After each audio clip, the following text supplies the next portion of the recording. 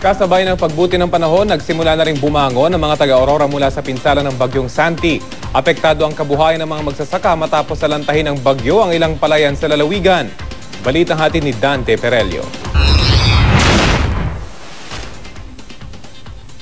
Maaliwalas na ang panahon sa Dinalungan. Kalmado na rin ang dagat. Malayo na ito sa sitwasyon ilang oras matapos mag-landfall ang bagyong Santi. Kaya sinamantala ito ng mga magsasaka upang makapagbilad ng kanilang mga palay at kopra. Puspusan na rin ang pagsasaayos sa mga nasirang kable ng kuryente. Sa nasirang spillway, humupa na ang baha kaya nadaraanan na ito sa mga sasakyan. Ang rock slide at landslide naman sa sumunod na bayan ng Dipakulaw na clear na gamit ang backhoe ng DPWH. Passable na po. Marami na nakakaraan. Kami pa lang nauna at saka yung isang elf na... Ano ba nasira? Ano nasira? Kunting slide naman po. Sa Baler naman, nilinis na ang mga nagtumbahang puno. Pero wala pa rin kuryente sa buong lalawigan ng Aurora. Actually, pati sa Central